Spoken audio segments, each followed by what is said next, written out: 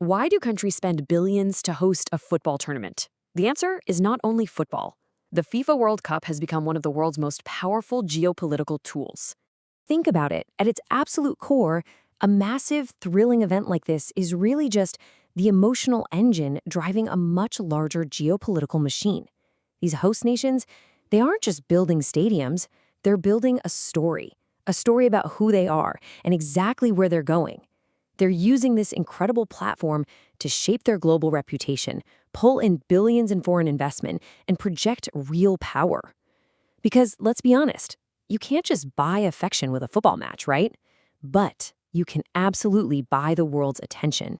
Football or foreign policy, the geopolitical playbook. So, to really grasp how hosts build this narrative, we first need to define the geopolitical vocabulary they're using on the global stage. The first big tool we need to talk about is soft power.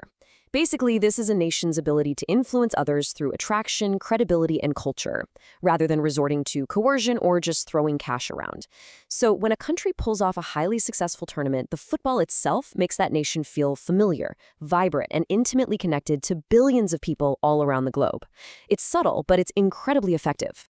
Then we have sports diplomacy.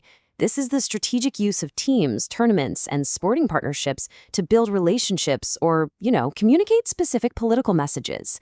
It's all about using the universal language of sport to cross borders. Picture world leaders hanging out in VIP boxes, doing high-level networking, but totally skipping the stiff formalities of a traditional state visit. And finally, there's sports washing. Now, unlike the other two, this is a serious, critical accusation. It happens when a government or institution uses sport to deliberately distract from abuses or to present a selectively polished, heavily edited version of their reality. In these situations, a host would much rather have global audiences marveling at their beautiful new stadiums instead of discussing, say, prison conditions or labor exploitation. When we actually map out our next 3 case studies, a really fascinating pattern emerges here. Every single World Cup host is basically chasing 3 distinct victories. First, obviously, is the victory on the pitch. The second is economic. We're talking visitor spending and infrastructure. And the third, that one's psychological. Looking at Qatar, North America, and Saudi Arabia, you can see how each tournament is tightly linked to a specific story, a core strategic objective, and a major credibility test. They're playing the long game for victories in economics and psychology, trying to literally rewrite the mental picture billions of people have of their country. Qatar 2022, the experiment that changed the template. Let's see exactly how this whole template was completely rewritten by Qatar. They entered this as a geographically tiny state, mostly known for natural gas and airlines, right? But they used this tournament to convert their massive wealth into unavoidable global recognition. Just consider the sheer scale of the attention for a second. FIFA reported that roughly 5 billion people engaged with the Qatar 2022 tournament across different media platforms. 5 billion! The final match alone reached an estimated 1.5 billion viewers. That kind of scale turns a sports tournament into a temporary global operating system for human attention.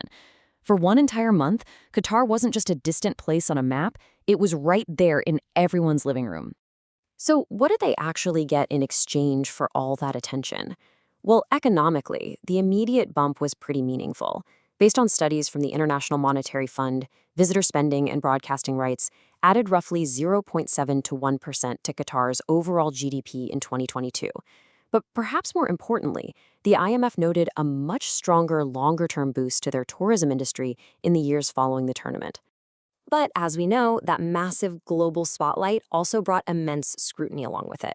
We've got to balance those economic numbers by looking at the intense ongoing debate over migrant worker rights. On one hand, you had the International Labor Organization acknowledging that labor reforms introduced since 2018 really did improve conditions, like better job mobility and wage protection. But on the flip side, organizations like Amnesty International reported that a lot of workers were still facing huge enforcement gaps, unpaid wages, and zero compensation.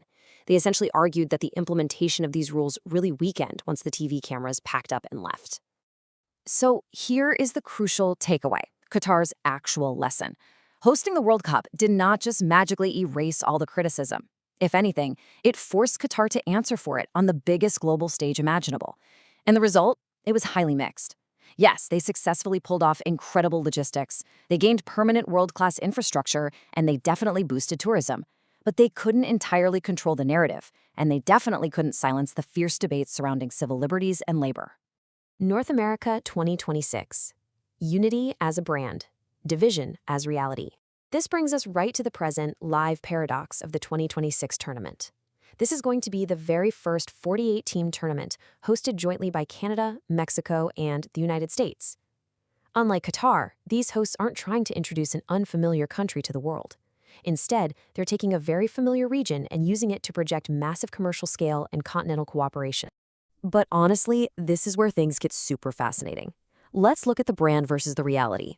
The official marketing is all about unity and multiculturalism. The US is even explicitly tying the event to its 250th anniversary. Yet, the day-to-day political reality features ongoing US trade disputes and tariff threats with both Canada and Mexico.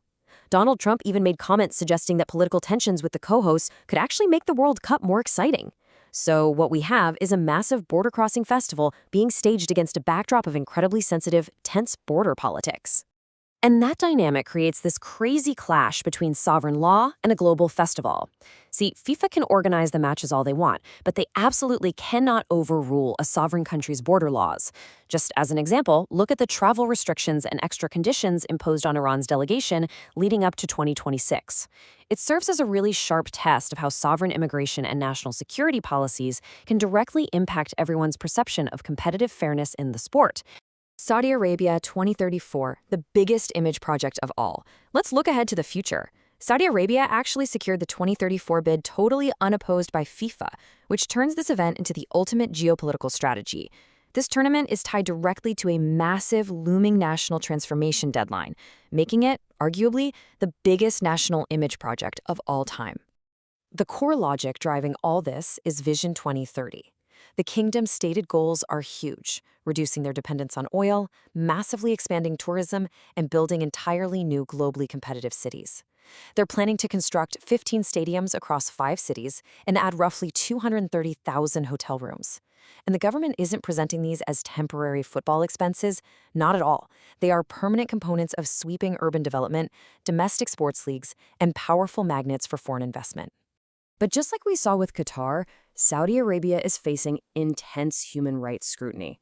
Groups like Human Rights Watch have laid out highly critical cases regarding heavy restrictions on free expression and severe risks to the migrant workers building this infrastructure.